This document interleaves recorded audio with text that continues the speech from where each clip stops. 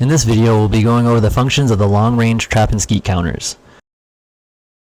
Trap and skeet counters accept two different styles of cards: trap and skeet cards and cash cards. Here, we will explain the differences between the two styles. Trap and skeet cards are target-based cards and can only be used on trap and skeet counters.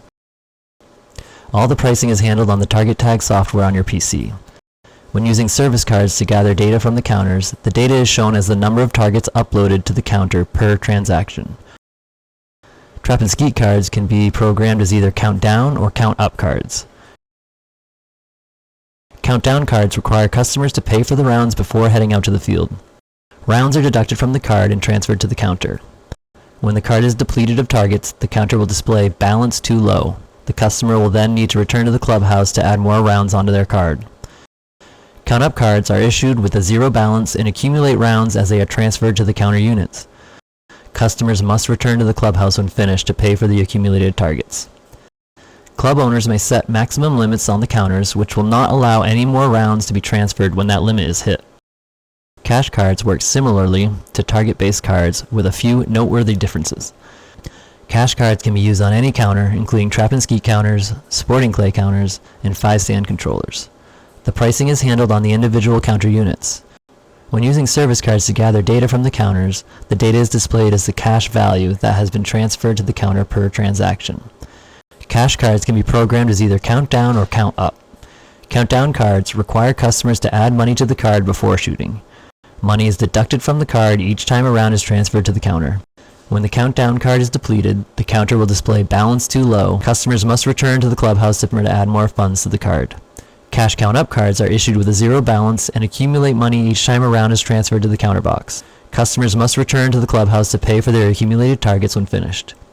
Maximum limits may be set on each counter to prevent shooters from accumulating too much money on a single card.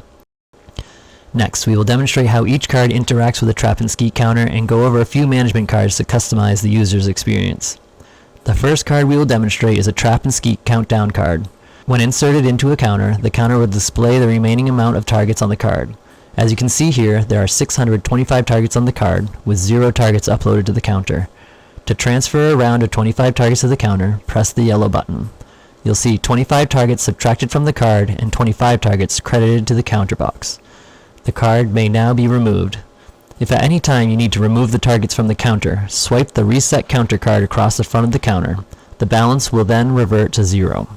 If you would like to provide broken and show targets to your customers, you will use the Increase and Decrease Targets per Round card. By swiping the Increase Target card on the counter, the targets per round will increase by 1. To decrease the amount of targets, swipe the Decrease Targets card to deduct 1 target. In this example, we will set the targets to 27. Which will give each member of the squad 2 extra targets for broken and show. When a customer inserts their card and transfers a round, 25 targets are deducted from the card and 27 targets will be credited to the counter. Now let's take a look at how a squad of 5 shooters can all contribute to a round of trap or skeet.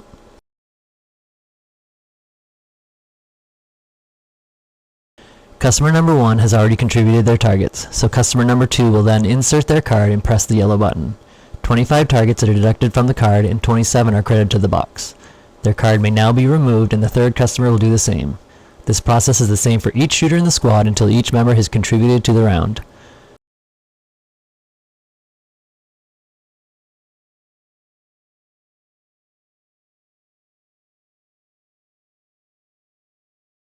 As you can see, 135 targets are credited to the counter box and the squad is now ready to shoot their round of trap or skeet. After plugging in a pull cord, you may throw a single using the high house and low house button, or throw a true pair using the doubles button. Each time a target or a true pair is thrown, targets are deducted from the counter box. Again, reset the counter using the Reset Counter card. In some instances, squads will leave unused targets on the counter box.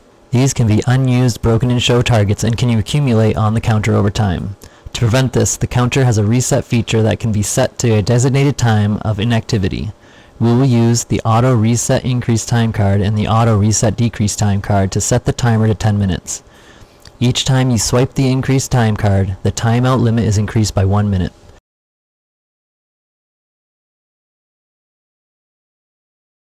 Each time you swipe the Decrease Time card, the timeout is decreased by 1 minute.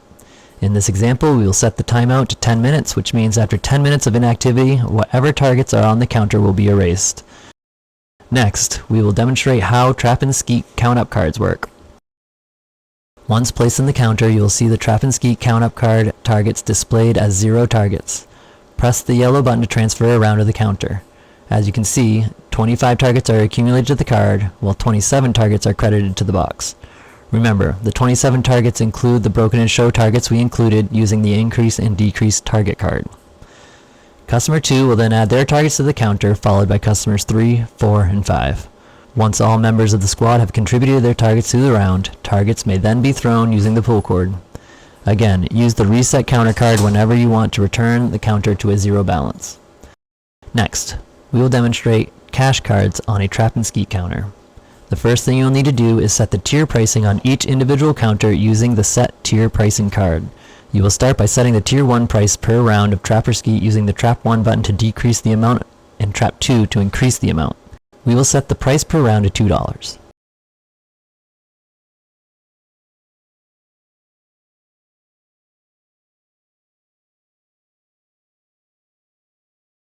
To advance to Tier 2, press the doubles button. Again, using the Trap 1 and Trap 2 buttons, we will set the Tier 2 price to $3.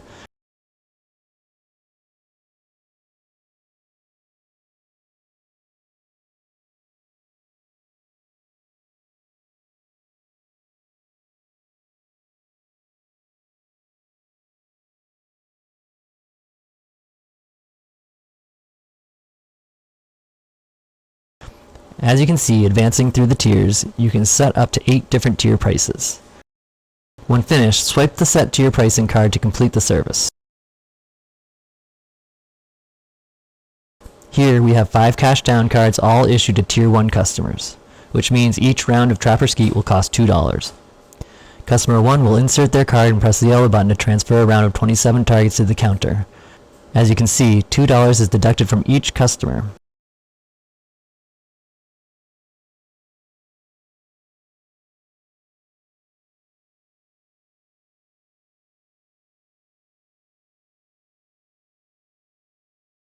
Targets can then be thrown using the Trap 1, Trap 2, and doubles button.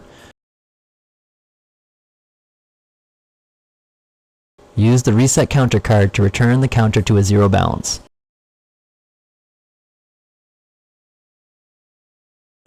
If you prefer to display a round count on the counter, rather a monetary value, you will swipe the Cash Target Display card to toggle the display type.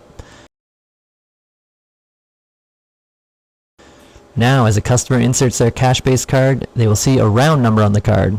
Using a Cash Count Up card that has just been checked out with a 0 balance, the yellow button is pressed, the round count is increased by 1, and 27 targets are transferred to the counter. Each member in the squad will contribute to the round.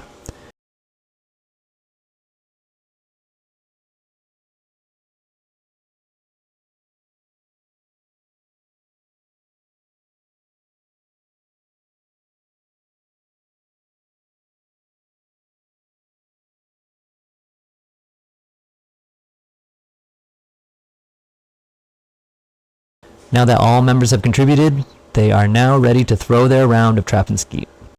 To reset the counter back to 0, swipe the Reset Counter card. To change the display back to a cash value again, swipe the Cash Target Display card. Now, as a cash-based card is inserted into the counter, the cash value that has accumulated on the card will be displayed. This is just a brief overview of some different functions the Trap and Skeet counters offer. For a full overview of all the features and functions of these counters, please visit us at longrangellc.com and review the digital manuals under the Support tab. As always, if you have any questions, please leave a comment down below. Thanks for watching.